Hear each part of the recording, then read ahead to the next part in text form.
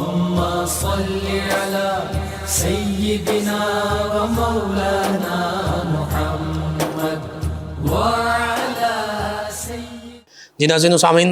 Programme یاد الہی میں روزانہ عظیم ہستیوں کے تذکارے پاک کیے جاتے ہیں، اور اس کے ساتھ ساتھ کچھ ایسے موضوعات پر گفتگو ہوتی ہے جن سے آپ کو رہنمائی حاصل ہوتی ہے۔ ان بابرکت لمحات میں مختلف صورتوں کی قرآن مجید فرقان حمید میں سے جو مختلف صورتیں ہیں ان کی تفسیر کا ذکر ہو رہا ہے، خلاصہ بیان کیا جا رہا ہے۔ چھٹے پارے سے آغاز کرتے ہیں، بالخصوص سورہ مائدہ۔ چھٹے پارے کے شروع میں ہی لا يحب اللہ الجہر بالسوء من القول الا من ظلم وکان اللہ سمیعا علیما،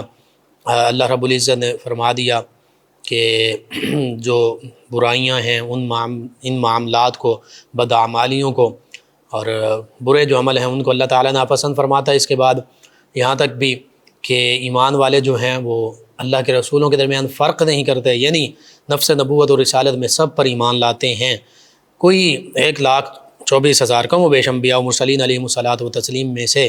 کوئی بھی ایک نبی، کوئی بھی ایک رسول ایسے نہیں کہ جن پر مسلمان امت مسلمہ، امت محمدیہ صلی اللہ علیہ وسلم ایمان نہ لائے، تو سب پر ہم ایمان رکھتے ہیں۔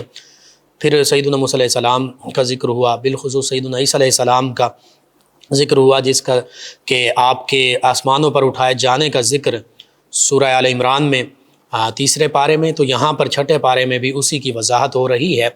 اللہ رب العزت فرماتا ہے کہ وما قتلوه وما صلبوه ولكن شبه لهم، سیدنا عیسیٰ علیہ السلام کو نہ ہی قتل کیا گیا، یعنی نہ ہی شہید کیا گیا، وما صلبوه، نہ ہی انہیں صلیب پر چڑھایا گیا، نہ ہی انہیں پھانسی دی گئی، ولكن شبه لهم، بلکہ ان یہود کے لیے جنہوں نے عیسیٰ علیہ السلام کی جگہ کسی اور شخص کو کہ جو عیسیٰ علیہ السلام سے مشابہت رکھتا تھا، عیسیٰ علیہ السلام سمجھ کر صلیب پر لٹکایا، اللہ فرماتا ہے کہ ان کے لیے اللہ تعالیٰ نے معاملے کو شبہ میں ڈال دیا، مشکوک کر دیا، یعنی وہ یہی سمجھتے رہے کہ عیسیٰ علیہ السلام ہیں، شبہ میں پڑ گئے، اور اللہ تعالیٰ نے عیسیٰ علیہ السلام کو اپنے پاس آسمانوں پر بلا لیا۔ بل رفعہ اللہ الیہ، اللہ فرماتا بلکہ اللہ تعالیٰ نے انہیں اپنی جانب اٹھا لیا، رفع فرمایا۔ تو یوں پتہ چلا عیسیٰ علیہ السلام حیات ہیں، انہیں صلیب نہیں دی گئی، معاذ اللہ ثم معاذ اللہ، انہیں سولی پر نہیں لٹکایا گیا، بلکہ وہ اللہ کی بارگاہ میں حاضر ہیں، اور جب اللہ رب العزت چاہے گا قرب قیامت کے نزدیک، قیامت سے پہلے وہ اس دنیا میں تشریف لائیں گے، اور اللہ کے نبی ہیں لیکن اس دنیا میں جب تشریف لائیں گے تو امت محمدیہ صلی اللہ علیہ وسلم کا ساتھ دیں گے، رہنما ہوں گے امت محمدیہ صلی اللہ علیہ وسلم کے، سیدنا مہدی، امام مہدی رضی اللہ عنہ ان کے ساتھ ہوں گے، مل کر دجال کا خاتمہ فرمائیں گے سیدنا عیسیٰ علیہ السلام، اور شریعت محمدیہ صلی اللہ علیہ وسلم ہی کی پیروی کریں گے۔ احادیث مبارکہ میں مکمل اس حوالے سے تفصیل موجود ہے۔ اس کے بعد مختلف انبیاء کرام علیہ السلام کا بھی ذکر ہوا 6 پارے کے 3 رکوع میں، اور پھر 3 رکوع کے اینڈ پر پھر مل مسیح ابن مریم الا رسول، کہ مسیح ابن مریم جو ہیں وہ اللہ کے رسول ہیں، اللہ کا کلمہ ہیں، اللہ کی طرف سے خاص روح ہیں، لیکن وہ ابن اللہ نہیں، اللہ کے بیٹے نہیں ہیں۔ یہاں پر پھر اللہ رب العزت نے اس بات کا رد فرما دیا۔ اور پھر 4 رکوع میں 6 پارے کے 4 رکوع میں قرآن مجید فرقان حمید کی، دین اسلام کی برکتوں کا ذکر ہوا، اور پھر آخر میں دوبارہ وراثت کے مسائل میں سے ایک مسئلے کو مختصراً ذکر کر دیا۔ اس کے بعد سورۃ المائدہ کا آغاز ہوتا ہے 6 پارے کے 5ویں رکوع سے۔ سورۃ المائدہ کی پہلی آیت مبارکہ یا ایھا الذین آمنوا اوفوا بالعقود، اے ایمان والوں اپنے تمام وعدے، تمام عہد پورے کیا کرو۔ پھر فرمایا احل لکم بہیمۃ الانعام الا ما یتلی علیکم غیر محل الصید وانتم حرم، تمہارے لیے وہ چوپائے، تمام چوپائے جانور حلال کر دیے گئے ہیں سوائے ان کے جو تمہارے سامنے بیان کیے جائیں گے، یعنی جن کا ذکر اللہ تعالیٰ خاص طور پر پھر آگے فرمائے گا۔ لیکن احرام کی حالت میں شکار حلال نہ سمجھو،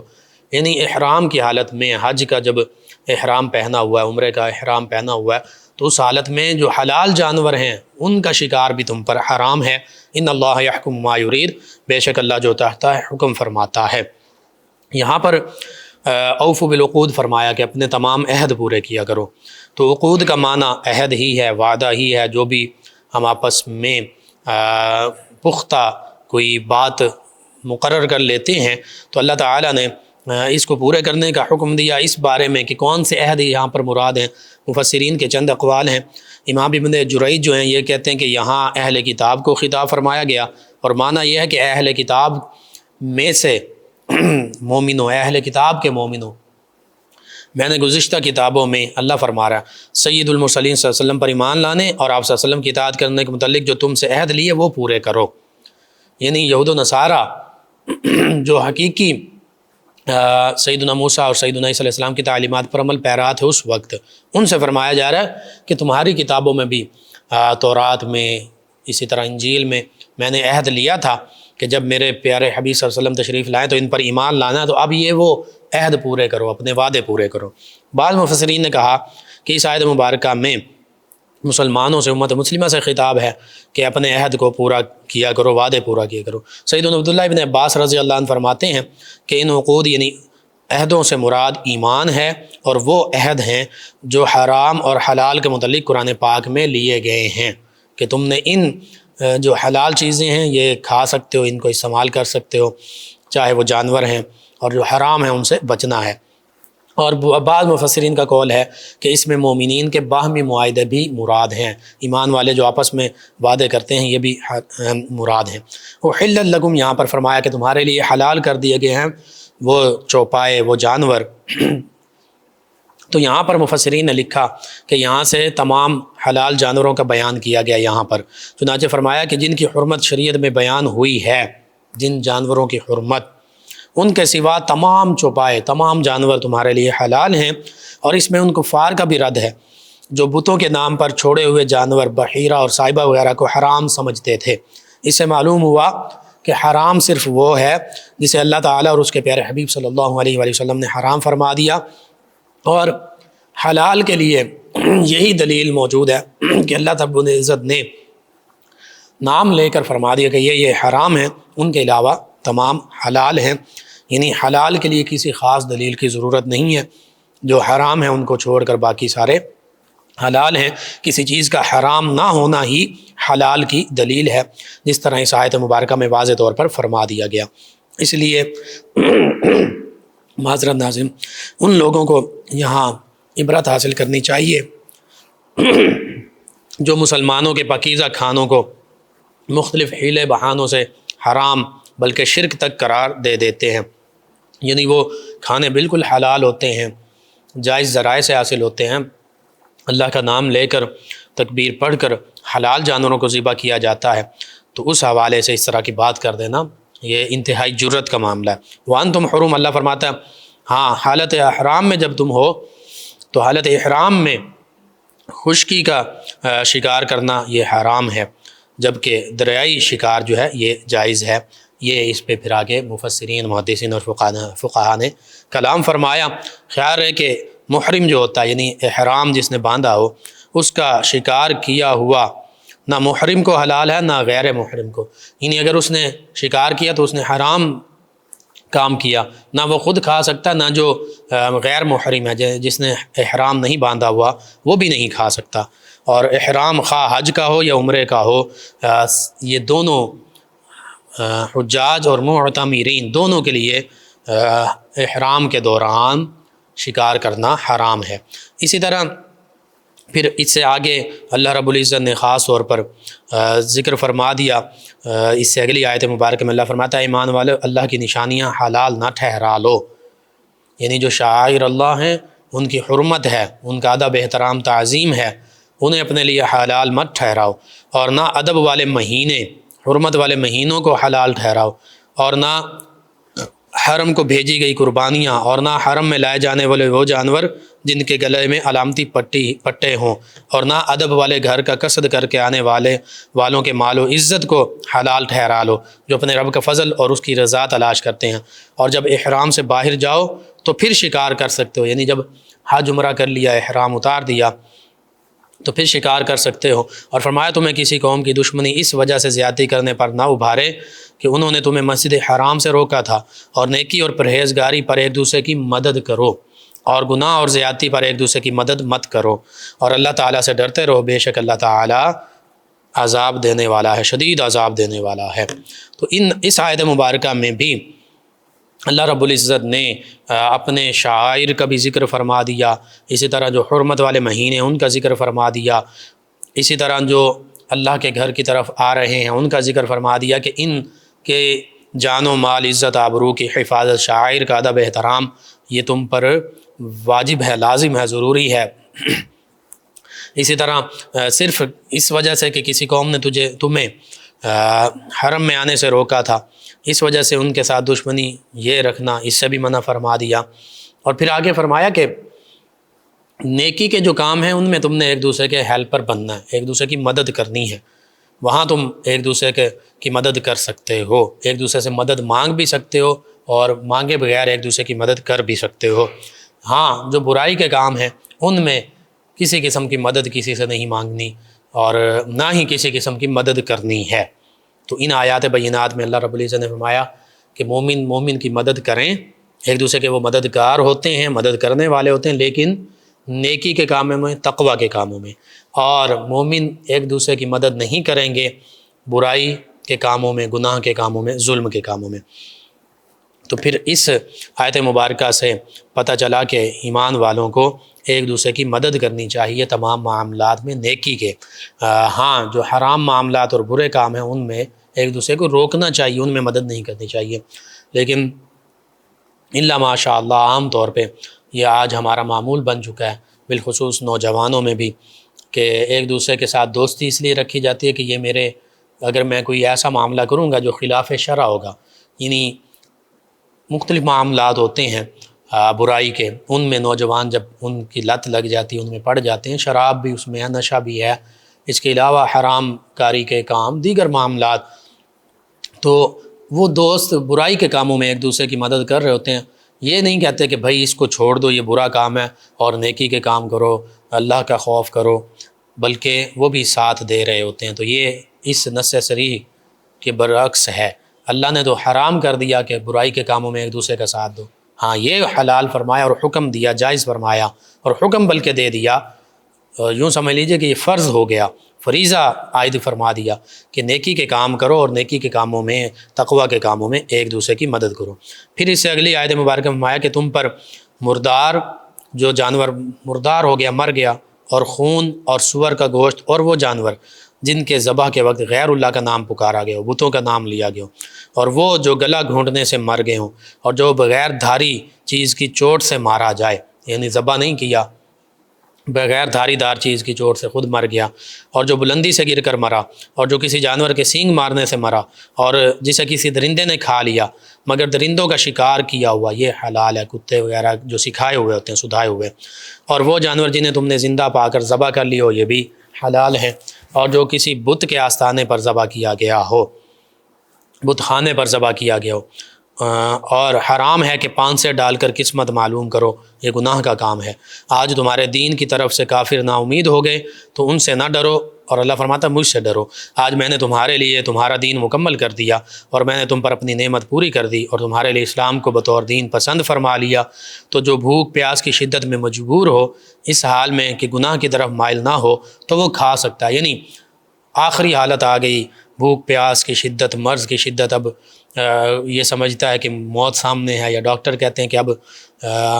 جو حرام کوئی چیز بطور دوا استعمال کرنا پڑے گی، تو اس وقت فرمایا کہ پھر وہ کھا سکتا ہے حرام جانور بھی اور حرام یہ چیزیں، لیکن اس کے علاوہ عام حالات میں اجازت نہیں، چونکہ اب یہاں پر یہ شرعی طور پر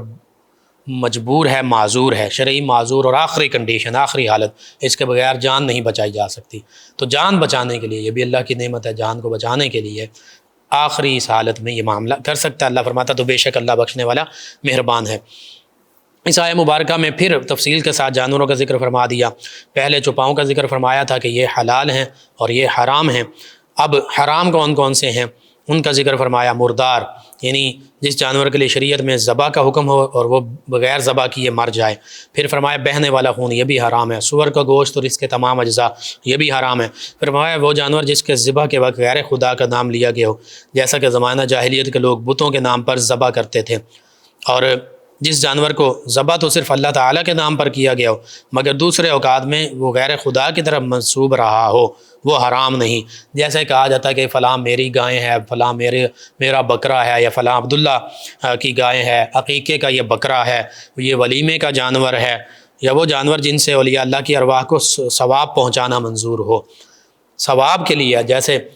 کنویں کے بارے میں آقا کریم صلی اللہ علیہ وسلم نے کہ حاذہ لأم سعد، سیدنا سعد رضی اللہ عنہ نے اپنی والدہ مائدہ ان کے لیے سال ثواب کا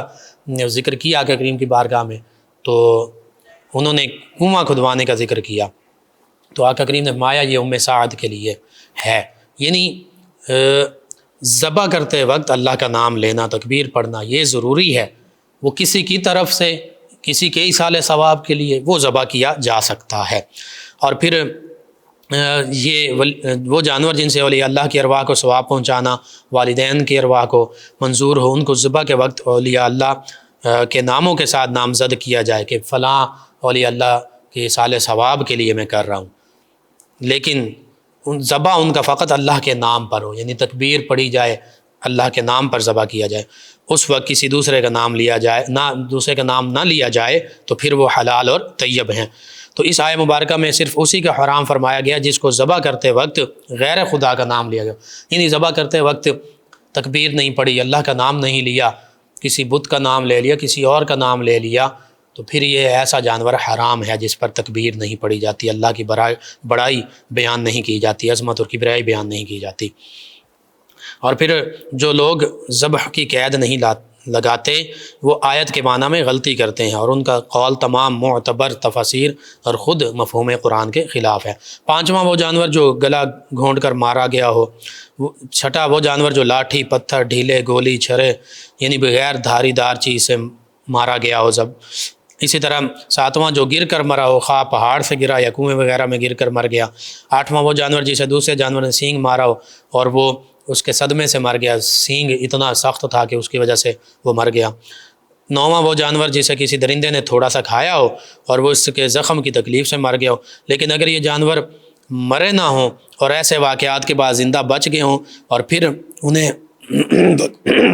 باقاعدہ ذبح کر لیا گیا ہو، یعنی تکبیر پڑھ کر چھری پھیر دی گئی، تو پھر یہ حلال ہیں.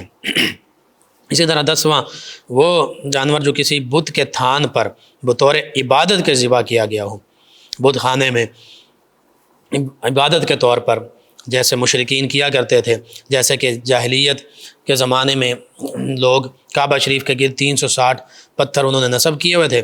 بت نصب کیے ہوئے تھے جن کی وہ عبادت کرتے تھے، اور پھر ان کے لیے وہ ذبح کرتے تھے،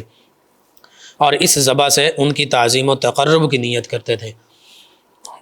اس صورت کا بطور خاص اس لیے ذکر کیا گیا کہ یہ طریقہ بطور خاص ان میں رائج تھا. اسی طرح 11واں وہ جانور اور پھر وہ چیزیں کسی کام وغیرہ کا حکم معلوم کرنے کے لیے پانسا ڈالا. زمانہ جاہلیت کے لوگوں کو جب سفر یا جنگ یا تجارت یا نکاح وغیرہ اس طرح کے کام درپیش ہوتے، وہ 3 تیروں سے پانسے ڈالتے، اپنی طرف سے قرآن اندازی کرتے، اور جو ہاں یا نہ نکلتا اس کے مطابق عمل کرتے. تو اس کو وہ سمجھتے کہ اللہ کا حکم ہے. ان سب کو حرام اللہ تعالیٰ نے قرار دے دیا. پھر اسی آیت مبارکہ میں اللہ رب العزت فرماتا ہے کہ ہم نے تمہارے لیے تمہارے دین کو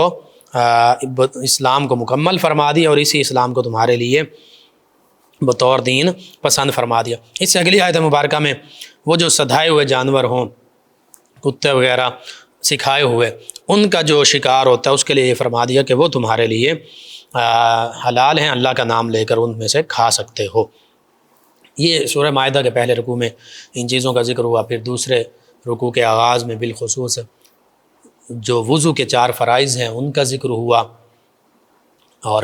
پھر اس کے ساتھ ساتھ تیمم کا ذکر ہوا کہ اگر تمہیں کسی صورت پانی نہیں مل رہا، چاروں جانب تم 1-1 کلومیٹر تک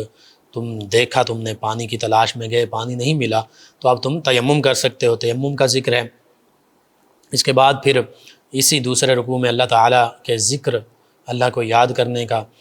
ذکر کیا گیا. پھر اس سے آگے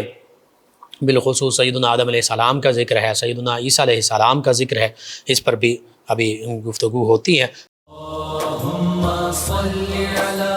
سیدنا و مولانا محمد ناظرین سامعین، سورۃ المائدہ اس کے وجہ تسمیہ یہ ہے، مائدہ آسمان سے نازل ہونے والا ایک خاص کھانا جس کے بارے میں سیدنا عیسیٰ علیہ السلام نے دعا مانگی تھی، انزل علینا مائدۃ من السماء، اس کے حوالے سے بھی بات ہوگی۔ سورۃ المائدہ میں اللہ رب العزت نے دوسرے رکوع میں غسل، وضو اور تیمم کا ذکر فرمایا، پھر اسی رکوع میں ایمان والوں سے فرمایا کہ گواہی کو مت چھپایا کرو، سچی گواہی دیا کرو، عدل اور انصاف کیا کرو۔ اس کے ساتھ ساتھ اللہ رب العزت نے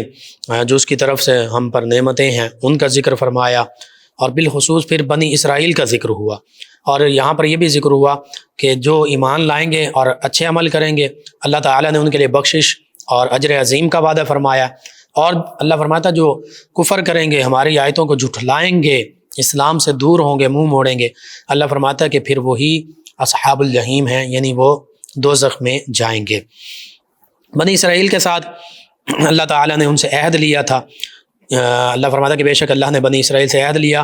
اور ہم نے ان میں 12 سردار قائم کیے، اور اللہ نے فرمایا بے شک میں تمہارے ساتھ ہوں اگر تم نماز قائم رکھو اور زکوٰۃ دیتے رہو اور میرے رسولوں پر ایمان لاؤ اور ان کی تعظیم کرو اور اللہ کو قرض حسنہ دو، تو بے شک میں تم سے تمہارے گناہ مٹا دوں گا اور ضرور تمہیں ان باغوں میں داخل کروں گا جن کے نیچے نہریں جاری ہیں۔ تو اللہ فرماتا ہے اس عہد کے بعد تم میں سے، یعنی یہود میں سے، بنی اسرائیل میں سے جس نے کفر کیا تو وہ ضرور سیدھی راہ سے بھٹک گیا۔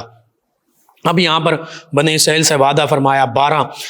ان کے سردار بنا دیے، 12 چشمے ان کے لیے سیدنا موسیٰ علیہ السلام کے اساس جاری فرما دیے، پھر ان کو اللہ نے حکم دیا کہ میں تمہارے ساتھ ہوں اس وقت تک، یعنی جب تک تم نماز قائم رکھو گے، زکوٰۃ دیتے رہو گے۔ یہ دیکھیے پہلی امتوں پر بھی نماز اور زکوٰۃ، آج مسلمان ان چیزوں سے دور ہیں، اللہ تعالیٰ نے تمام امتوں پر مختلف صورتوں میں یہ معاملات فرض قرار دیے تھے، اور پھر فرمایا کہ بنی اسرائیل سے میرے رسولوں پر ایمان لاؤ اور ان کی تعظیم کرو۔ اب بنی اسرائیل نے کیا کیا؟ سیدنا موسیٰ علیہ السلام پر ایمان لائے، دیگر چند ایک انبیاء کرام پر ایمان لائے، سیدنا عیسیٰ علیہ السلام کا انکار کر دیا یہود نے، پھر آقا کریم صلی اللہ علیہ وسلم کا انکار کر دیا، حتیٰ کہ ایمان تو دور کی بات، تعظیم بھی نہیں بجا لاتے، برے القاب سے نبی کریم صلی اللہ علیہ وسلم کی بارگاہ میں بھی راعینا بگاڑ کر بولتے یہ یہود، یہ منافقین۔ تو پتہ چلا یہود ہوں نصارہ ہوں، یہ تمام انبیاء و مرسلین پر ایمان لائیں گے، بالخصوص اب آقا کریم صلی اللہ علیہ وسلم ہی کی نبوت اور رسالت ہے، تو آپ پر ایمان لائیں گے تو اللہ کے اس وعدے کے مطابق اللہ فرما رہا پھر میں، اور قرض حسنہ بھی، یعنی ایمان والے بن جائیں گے تو قرض حسنہ بھی اللہ کے راستے میں بھی خرچ کریں گے، تو اللہ فرماتا پھر میں تمہارے گناہ مٹا دوں گا اور تمہیں جنت کے باغوں میں داخل کروں گا جن کے نیچے نہریں بہتی ہیں۔ لیکن اگر رسولوں پر ایمان نہیں لاتے، ان کی تعظیم نہیں کرتے، آقا کریم صلی اللہ علیہ وسلم پر ایمان نہیں لاتے اور تعظیم نہیں کرتے، تو پھر یہ وعدہ ان کے لیے نہیں ہے، بلکہ پھر اللہ فرماتا جس نے تم میں سے جس نے کفر کیا، یعنی اللہ کی وحدانیت کا بھی انکار کر دیا، اب جو نصارہ ہیں انہوں نے عیسیٰ علیہ السلام کو اللہ کا بیٹا بنا لیا، جو یہود ہیں انہوں نے عزیر علیہ السلام کو اللہ کا بیٹا بنا لیا، اسی طرح نبی کریم صلی اللہ علیہ وسلم کی نبوت پر ایمان نہیں لائے، تعظیم نہیں کرتے، تو اللہ فرماتا ہے تم میں سے جس نے کفر کیا بعد میں تو وہ ضرور سیدھی راہ سے بھٹک گیا، وہ گمراہ ہو گیا، پھر اس کے لیے یہ وعدہ نہیں ہے۔ اسی طرح پھر اللہ فرماتا ہے تو ان کے عہد توڑنے کی وجہ سے ہم نے ان پر لعنت کی، یہود کا ذکر ہو رہا ہے، اور ان کے دل سخت کر دیے، وہ اللہ کی باتوں کو ان کے مقامات سے بدل دیتے ہیں، یعنی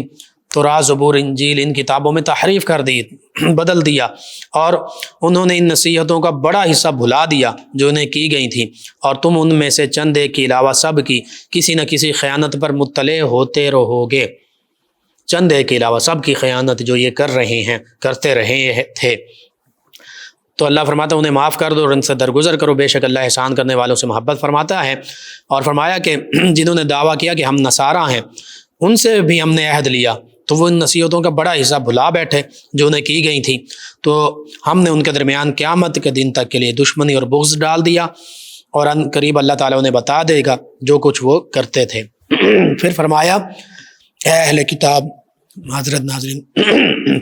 فرمایا اللہ تعالیٰ نے اس اگلی آیت مبارکہ میں، اہل کتاب بے شک تمہارے پاس ہمارے رسول صلی اللہ علیہ وسلم تشریف لائے، وہ تم پر بہت سی وہ چیزیں ظاہر فرماتے ہیں جو تم نے اللہ کی کتاب سے چھپا ڈالی تھیں، تحریف کر دی، چھپا دی، اور بہت سے معاف فرما دیتے ہیں، بے شک تمہارے پاس اللہ کی طرف سے نور آیا، نبی کریم صلی اللہ علیہ وسلم کی ذات بابرکات، اور ایک روشن کتاب۔ اب انہی پر ایمان لانا ہے، چاہے وہ یہود ہیں، چاہے نصارہ ہیں، چاہے دیگر انسان اس دنیا میں۔ پھر اللہ فرماتا ہے اللہ تعالیٰ اس کے ذریعے، یعنی نبی کریم صلی اللہ علیہ وسلم کے ذریعے اور قرآن مجید فرقان حمید کے ذریعے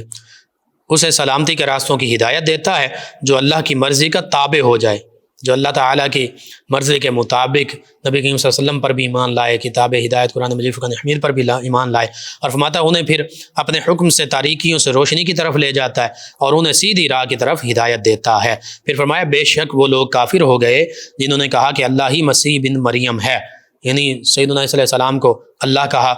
اللہ فرماتا تم فرما دو اگر اللہ مسیح بن مریم کو اور اس کی ماں کو اور تمام زمین والوں کو ہلاک کرنے کا ارادہ فرما لے، یعنی وصال موت تو سبھی کو آنی ہے، تو کون ہے جو اللہ سے بچانے کی طاقت رکھتا ہے؟ اور فرمایا اور آسمان اور زمین اور جو کچھ ان کے درمیان ہے سب کی بادشاہت اللہ ہی کے لیے ہے، اور اللہ جو چاہتا ہے پیدا کرتا ہے، اور اللہ ہر شے پر قادر ہے۔ یہاں پر اس کا ذکر اللہ فرما رہا ہے کہ سیدنا عیسیٰ علیہ السلام، سیدہ مریم رضی اللہ عنہا یہ اللہ کے بندے ہیں، اللہ نہیں پیدا فرمایا، اللہ تعالیٰ ان کو وفات بھی دے سکتا ہے۔ سیدہ مریم رضی اللہ عنہا ان کا وصال ہوا، سیدنا عیسیٰ علیہ السلام کا ابھی وصال نہیں ہوا، آسمانوں پر اٹھا لیے، جب قرب قیامت کے قریب آئیں گے تو پھر اس کے بعد ان کا بھی وصال ہوگا۔ تو پھر جس کو اگرچہ بڑی عظیم ہستیاں ہیں، اللہ کے نبی ہیں سیدنا عیسیٰ علیہ السلام، تو جن ہستیوں کو اللہ تعالیٰ خود پیدا فرماتا ہے، خود وصال بھی عطا فرما دے، تو وہ خدا نہیں ہو سکتے، یہ اس جانب اشارہ ہے، اس میں معاذ اللہ سیدنا عیسیٰ علیہ السلام کی تنقیص نہیں ہے۔ پھر اللہ فرماتا ہے اس سے اگلی آیت مبارکہ میں اور یہودیوں اور عیسائیوں نے کہا ہم اللہ کے بیٹے اور اس کے پیارے ہیں، نحن ابناء اللہ وحباؤ، تو اے حبیب صلی اللہ علیہ وسلم آپ فرما دو اگر ایسا ہے تو پھر وہ تمہیں تمہارے گناہوں پر عذاب کیوں دیتا ہے، بلکہ تم بھی اس کی مخلوق میں سے عام آدمی ہو، وہ جسے چاہتا ہے بخش دیتا ہے، جسے چاہتا ہے سزا دیتا ہے، اور آسمان اور زمین اور جو کچھ اس کے درمیان ہے سب کی سلطنت اللہ ہی کے لیے ہے، اور اسی کی طرف ہم نے پھرنا ہے، اسی کی بارگاہ میں حاضر ہونا۔ اس سے اگلی آیت مبارکہ میں اللہ نے فرمایا اے کتاب والو، اہل کتاب سے فرمایا بے شک تمہارے پاس ہمارے رسول صلی اللہ علیہ وآلہ وسلم تشریف لائے، وہ رسولوں کی تشریف آوری بند ہو جانے کے عرصہ بعد تم پر، سیدنا عیسیٰ علیہ السلام کے بعد تم پر ہمارے احکام ظاہر فرما رہے ہیں، تاکہ تم یہ نہ کہو کہ ہمارے پاس تو کوئی خوشخبری دینے والا اور ڈر سنانے والا آیا ہی نہیں، تو بے شک تمہارے پاس خوشخبری دینے والا اور ڈر سنانے والا تشریف لا چکا، اور اللہ ہر چیز پر قادر ہے۔ یعنی اب تمہیں نبی کریم صلی اللہ علیہ وآلہ وسلم پر ہی ایمان لانا ہے، وہی حقیقی پیغام اسلام کا لے کر تشریف لائے ہیں۔ پھر فرمایا اور یاد کرو جب موسیٰ علیہ السلام نے اپنی قوم سے فرمایا میری قوم اللہ کے احسان اپنے اوپر یاد کرو، جب اس نے تم میں سے انبیاء پیدا فرمائے بنی اسرائیل میں، اور تمہیں بادشاہ بنایا اور تمہیں وہ کچھ عطا فرمایا جو سارے جہان میں کسی کو نہ دیا۔ پھر اللہ فرماتا ہے کہ موسیٰ علیہ السلام نے فرمایا اے میری قوم اس پاک سرزمین میں داخل ہو جاؤ، سرزمین مقدس فلسطین جو اللہ نے تمہارے لیے لکھ دی، اور اپنے پیٹ پیچھے نہ پھرو کہ تم نقصان اٹھاتے ہوئے پلٹو گے۔ اور فرمایا قوم نے کہا، موسیٰ علیہ السلام سے بنی اسرائیل نے کہا موسیٰ علیہ السلام اس سرزمین میں تو بڑے زبردست لوگ ہیں اور ہم اس میں ہرگز داخل نہ ہوں گے جب تک وہ وہاں سے نکل نہ جائیں، تو اگر وہ وہاں سے نکل جائیں تو ہم اس شہر میں اس سرزمین میں داخل ہوں گے۔ اللہ فرماتا ہے اللہ سے ڈرنے والوں میں سے وہ دو مرد جن پر اللہ نے احسان کیا تھا، انہوں نے کہا شہر کے دروازے سے ان پر داخل ہو جاؤ، تو جب تم دروازے میں داخل ہو جاؤ گے تو تم ہی غالب ہوگے، اور اگر تم ایمان والے ہو تو تم اللہ پر ہی بھروسہ کرو۔ اس میں بنی اسرائیل پر اللہ کی نعمتوں کا ذکر ہے، اور پھر بنی اسرائیل کے بارے میں بالخصوص یہود و نصارہ ان کا ذکر فرما دیا کہ اب یہ اللہ کے پیارے حبیب صلی اللہ علیہ وسلم جب تشریف لے آئے ہیں تو انہی پر ایمان لانا ان کے لیے ضروری ہے۔ اور پھر اس کے ساتھ ساتھ بنی اسرائیل یہود و نصارہ کا ذکر فرما دیا، سیدنا آدم علیہ السلام کا ذکر فرمایا، اور پھر اس سے آگے قرآن و سنت کی تعلیمات کے حوالے سے فرمایا کہ جو ان پر ایمان لاتا ہے اور ان کے مطابق فیصلہ کرتا ہے وہی ایمان والے ہیں، اگر ان سے روگردانی کرتے ہیں اسلام کی تعلیمات سے دور ہو جاتے ہیں وہ کافرین ہیں، وہ ظالمین ہیں، وہ فاسقین ہیں۔ تو پتہ چلا کہ اب دین اسلام ہی تمام انسانیت کے لیے یہ ضروری ہے، اگر محبت کے ساتھ ان کو اس کی جانب بلایا جائے گا آ جائیں، ٹھیک، نہیں آتے تو زبردستی نہیں ہوگی، لیکن وہ اپنے اعمال کے اور کفر کے خود ذمہ دار ہوں گے، یعنی آخرت میں اس کا بدلہ جو انہیں ملے گا اس کی ذمہ داری ان پر ہوگی۔ وہ یہ نہیں کہہ سکتے کہ اللہ نے ہمارے پاس کوئی ڈر سنانے والے نہیں بھیجے، اپنے احکام ہم تک پہنچانے والے نہیں بھیجے، بلکہ اللہ تعالیٰ نے نبی کریم صلی اللہ علیہ وآلہ وسلم کو اس دنیا میں مبعوث فرمایا تو تمام حجت فرما دیا، اسلام کو مکمل فرما دیا اور اسلام کو بطور دین تمام انسانیت کے لیے پسند فرما دیا۔ پھر اسے آگے 7ویں پارے کا جب ہم ذکر کرتے ہیں سورۃ المائدہ کا، تو اس میں قسم کے کفارے کا ذکر ہے، دیگر معاملات کا ذکر ہے، بالخصوص اس میں بھی سیدنا عیسیٰ علیہ السلام کی شان اور تذکرے ہیں، آپ کے معجزات کا ذکر ہے، مائدہ کا ذکر ہے کہ جس کے بارے میں سیدنا عیسیٰ علیہ السلام نے دعا مانگی، اللہم انزل علینا مائدۃ من السماء، اللہ آسمان سے ہم پر مائدہ نازل فرما، تکون لنا عیدا لاولنا وآخرنا، تاکہ یہ مائدہ ہمارے پہلوں اور پچھلوں سبھی کے لیے یہ عید کا دن بن جائے، عید بن جائے۔ یعنی جس دن عیسیٰ علیہ السلام پر مائدہ آسمان سے کھانا نازل ہو وہ تو عید کا دن ہو اگلوں اور پچھلوں سب کے لیے، تو پھر جس دن تمام عیدوں کی عید وہ دن کیوں نہ ہو جس میں تمام نعمتوں میں سے سب سے بڑی نعمت اور وہ ہستی تشریف لائیں جن کے لیے کائنات کو تخلیق فرمایا گیا، یعنی نبی کریم صلی اللہ علیہ وآلہ وسلم۔ تو اس لیے عید کہا جاتا ہے، جمعۃ المبارک کو عید کا دن کہا جاتا ہے کیونکہ اس میں سیدنا آدم علیہ السلام کی پیدائش ہوئی جمعہ کے دن، اور پھر وصال بھی اسی دن میں ہے۔